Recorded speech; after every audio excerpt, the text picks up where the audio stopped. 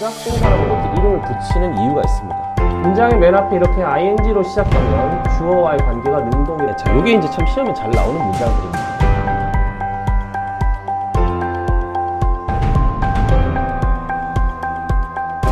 동사가 가지는 성질이 있습니다. 자, 항상 동사는 뭐가 있습니까? 주어가 있습니다. 주어. 그리고 동사는 시제가 있고요. 동사는 태가 있습니다. 자, 그래서 이걸 기억하실 때 주어, 시제, 태 이렇게 주시태 기억하시면 되겠습니다. 주시태. 동사의 성질 뭐라고? 주어, 시제, 태. 주시태. 자, 부정사는 동사 원형 앞에 뭐를 붙인 겁니까? 그렇죠. to를 붙인 겁니다. 이렇게 to를. 얘 원래 동사였잖아. 그지? 그러니까 얘도 동사의 성질을 그대로 가지고 있는 겁니다. 자, 따라서 to 부정사도 뭐가 있겠니? 그렇죠. 주어가 있습니다. 자, 한번 살펴볼까요? He promised to help me. 이 to help라고 하는 요 to 부정사. 나를 도와주는데 누가 나를 도와준다는 얘기니? 그렇죠. 그가 도와준다는 얘기입니다. 즉, 이 to 부정사의 주어는 뭐죠? 이 문장에 있는 주어죠. 그 다음 I advised her to go there. to go라고 하는 이 to 부정사의 주어는 뭐죠?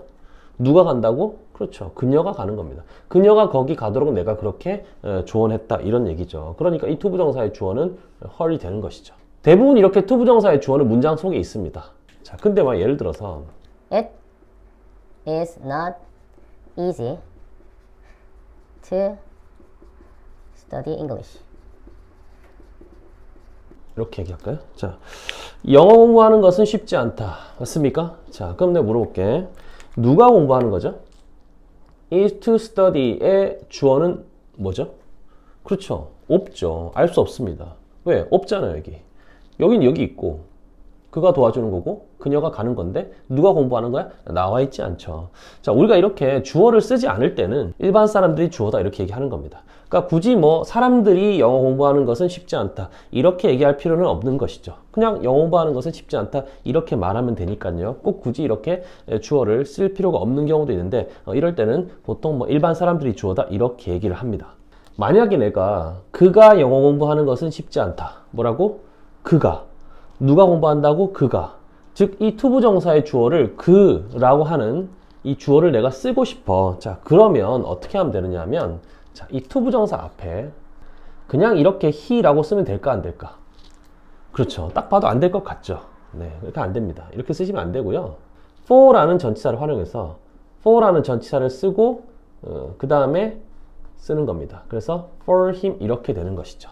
자, 이렇게 하면 누가 공부한다고? 그렇죠. 그가 공부하는 겁니다.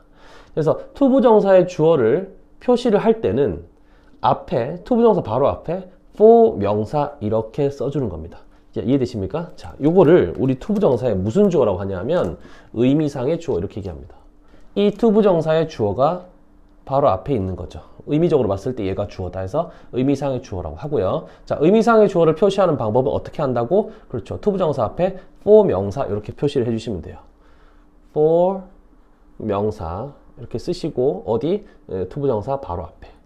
그래서 요 for 명사는 이 to 부정사의 주어가 되는 것이고요. 자, 우리가 주어기 때문에 뭐뭐이 또는 뭐뭐가, 그래서 이가 이렇게 붙여서 해석을 해주셔야 돼요. 우리가 이렇게 쓰는 경우 있어요. It's kind of him to say so. 자, 이게 이제 해석을 해보면 그가 그렇게 말하다니 참 친절하군요. 뭐 이런 뜻인데요.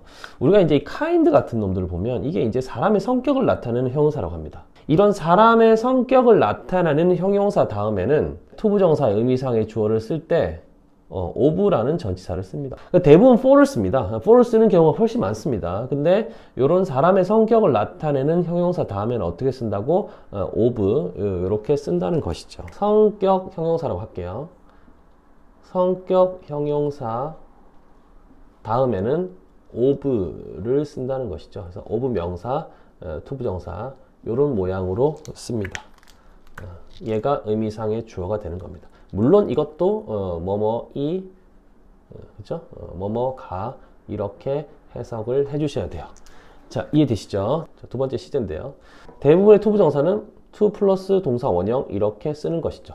자, 근데 가끔 이렇게 쓰는 경우 있습니다. to have pp.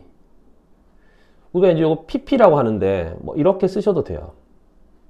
to have pp 이렇게 모양을 쓸 때가 있습니다. 자, 이게 차이가 뭐냐면 이름이 일단 이렇게 그냥 to 부정사로 쓰면 얘 이름을 뭐라고 하냐면 단순 부정사 이렇게 얘기합니다. 단순 부정사. 단순 부정사. 우리가 뭐 그냥 부정사 그러면 좀 그렇잖아, 그지? 그냥 부정사 이상하니까 단순 부정사 이렇게 얘기하고요. 자, 요 놈은 이름을 뭐라고 하냐면 저 요거 이름 알고 계셔야 돼요. 완료 부정사 이렇게 얘기합니다. 완료 부정사. 이름이 뭐라고요? 완료 부정사입니다. I want to leave. 이 to leave라고 하는 요 놈이 이 want라고 하는 이 동사, 그치? 그러니까 내가 떠나고 싶다인데 한번 생각해 보세요. 이렇게 말하는 사람은 말하면서 떠나지는 않죠. 그러니까 내가 원하는데 떠나기를 원한다라고 할 때, 그러니까 떠나고 싶다라고 할 때, 이렇게 말하는 순간 동시에 떠나는 건 아니죠. 즉 그 말은 무슨 얘기냐면 이 to 부정사는 내가 이렇게 말을 하는, 즉 이 want라고 하는 이 놈의 동사보다 이 이후에 일어난다는 거지. 기본적으로 to 부정사는 미래의 의미가 있습니다. 해석해보면 알 수 있죠. He seems to like you. 지금 얘 주어 동사잖아, 그죠? 주어 동사입니다. 쌤이 뭐처럼 보이다거든? 그럼 그가 너를 좋아하는 것처럼 보이다는데 너를 언제 좋아하는 거야? 지금이죠, 지금. 그게 걔가 지금 너를 좋아하는 것 같아. 이런 얘기죠. 즉 그 말은 이 to 부정사가 얘랑 시제가 같다는 것이죠. 우리가 그냥 to 부정사를 쓰면 이 문장에 있는 동사보다 미래거나 이 문장에 있는 동사랑 같아요. 자, 이걸 정리를 해볼게요. 자, 단순 부정사라고 하는데 그냥 to 부정사를 쓰면 우리 이 문장에 있는 동사를 본동사라고 합니다. 본동사의 시제와 같거나 미래예요. 이해되십니까? 같거나 동시에 일어나거나 아니면 그 다음에 그 후에 일어난다고. 그래서 같거나 미래 이렇게 할 수 있겠죠. He seems to have liked you. 자, 위에 거랑 비교를 해볼게요. 자, 위에는 to like라고 했고, 자, 밑에는 to have liked 이렇게 얘기했습니다. 해석을 어떻게 하냐고 볼게요. 그는 너를 좋아했던 것처럼 보인다. 이건 너를 좋아하는 것처럼 보인다고. 이건 뭐라고? 너를 좋아했던 것처럼 보인답니다. 그럼 이 말은 무슨 얘기죠? 지금 너를 좋아하는지 안 하는지 모르겠지만 옛날에 걔가 너를 좋아했던 것 같아. 이런 얘기지. 그러니까 즉 과거의 의미를 나타내고 싶을 때는 to 부정사의 모양을 to have pp 이렇게 쓰는 겁니다. 이해되시나요? 우리가 이름을 완료 부정사라고 한다 했는데 이 완료라는 것은 자, 간단하게 말하면 완료라는 것은 과거의 의미예요. 완료는 뭐의 의미라고? 과거. 우리가 이 완료라는 말이 마치 우리나라 말에 이 완료되었다 해서 뭐 끝났다라는 느낌이 드는데요. 완료는 뭐라고? 과거다. 그래서 과거의 의미를 나타내는 부정사. 완료는 뭐라고? 과거. 과거의 의미를 갖는 부정사. 그게 완료 부정사다. 이렇게 생각하시면 제일 간단해요. 자, 그래서 완료 부정사는 정리를 하면 본동사의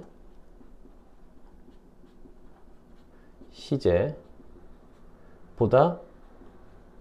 뭐라고? 과거. 그러니까 본동사의 시제보다 이전 또는 그거를 본동사 시제보다 과거라고 할 수 있겠죠. 기준이 항상 이 문장에 있는 동사, 이 본동사를 기준으로 하셔야 됩니다. 자, 그 다음은 마지막으로 이제 태입니다. 태. 자, 그냥 to 부정사를 쓸 때는 얘는 능동의 의미를 갖습니다. 능동. 수동의 의미를 나타내고 싶을 때는 모양을 어떻게 써야 되냐면 to, be, pp 이렇게 쓰셔야 돼요. 수동의 의미를 갖게 됩니다. 능동이냐 수동이냐에 따라서 모양이 달라지는 것이죠. I want to go 라고 하면 당연히 누가 가는 겁니까? 내가 가는 겁니다. 내가 가는 거니까 능동이고 따라서 그냥 to 부정사 쓰면 되는 것이죠. The house needs to paint. 자, 그 집이 페인트 칠할 필요가 있다. 될까요? 안 되겠죠. 집이 페인트 칠하는 게 아니지. 집이 페인트 칠 되는 거야. 그지? 따라서 to be painted 이렇게 쓰셔야 돼요.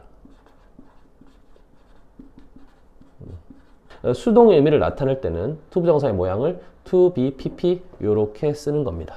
사실 투부정사는 뭐 이 정도에서 대부분 쓰입니다. 근데 가끔 우리가 얘랑 합쳐지는 경우가 있어요. 완료 부정사랑 그러니까 얘랑 더 해볼게요. 이 더하면 자 모양이 어떻게 되냐면 have pp죠, be pp죠. 이거 합쳐지는 겁니다. have pp랑 be pp, have pp. 자, 이렇게 두 개 더하면 어떻게 될까요? 볼까요? have pp인데 be잖아, 그지? 그러면 pp의 be가 비동사의 pp형은 뭡니까? 그렇죠, been이죠, been. 그래서 have been pp 이렇게 되는 겁니다.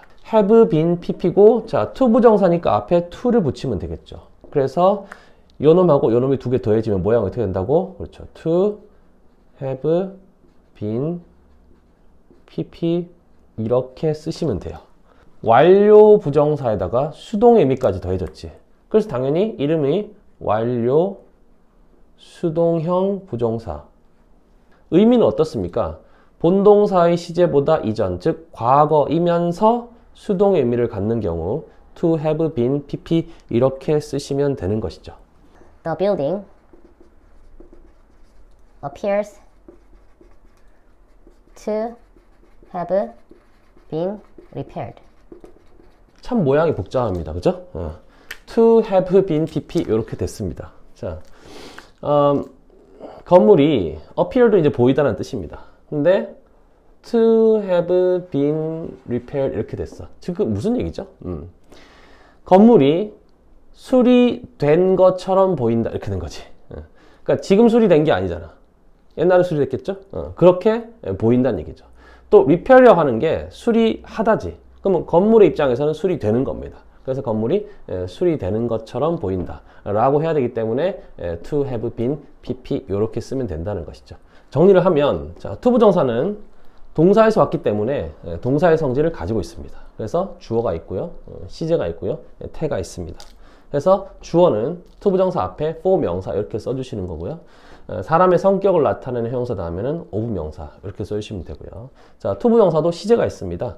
그냥 투부정사를 쓰면 우리가 이제 단순 부정사라고 하고 본동사의 시제와 같거나 미래가 되는 것이고요.